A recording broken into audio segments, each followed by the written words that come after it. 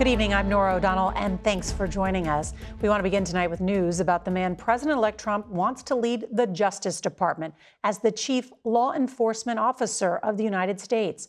Tonight, a lawyer for two women tells CBS News that Matt Gaetz paid them to have sex with him, and that one of his clients says she witnessed Gaetz having sex with a minor at a Florida house party in 2017. Gaetz abruptly resigned from Congress last week after he was chosen by Trump to serve as his attorney general. That resignation paused the release of a House ethics report on Gaetz. Well, now those members of Congress are under pressure to make that report public, and they're set to meet again this week. Now, this is unfolding as Trump's pick to serve as Defense Secretary, Pete Hegseth, is now admitting to paying a woman who accused him of sexual assault to stay quiet. Now, both of these men, I should say, deny any wrongdoing. CBS's Major Garrett spoke with the attorney representing two of the women who say they had sex with Gaetz for money.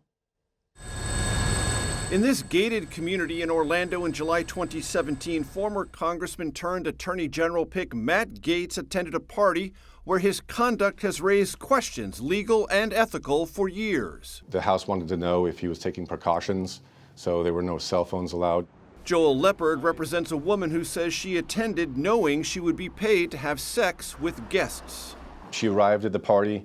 She had sex with Representative Gaetz within minutes of her arrival. Later on, when she was walking out to the pool area, she observed to her right Representative Gaetz having sex with her friend, who was 17 at the time. And on this question, she's absolutely sure. She's absolutely certain that she observed seeing her friend and Representative Gaetz having sex against what she described as a game table of some sort. Leopard said she and another woman he represents alleged they attended between 10 and 15 parties and were compensated for travel with Gaetz to the Bahamas and New York.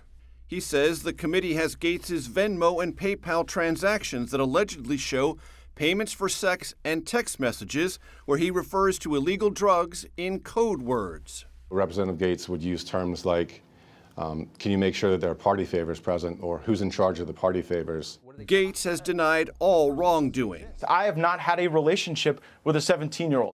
Under Trump Attorney General Bill Barr, the Department of Justice launched an investigation into Gaetz in 2019. But last year, the Biden Justice Department informed him it would not be bringing charges. Congressman from Florida is a great guy. Trump is sticking by Gaetz. Some Republican senators have called on the Ethics Committee to release a report on its investigation, while Democrats have said they might seek testimony from witnesses. I gather they're frightened about having their identities revealed. Absolutely. They've been through heck, let me tell you. He says they want the Ethics Committee to release its findings. And the American people would know, and they could decide if that's the person they want to be the next Attorney General of the United States. An official with the Trump transition team did not respond to a request for comment. One source familiar with Gaetz's legal position questioned the credibility of these women and argued their recollections would not have withstood cross-examination in court had it ever come to that. Norah?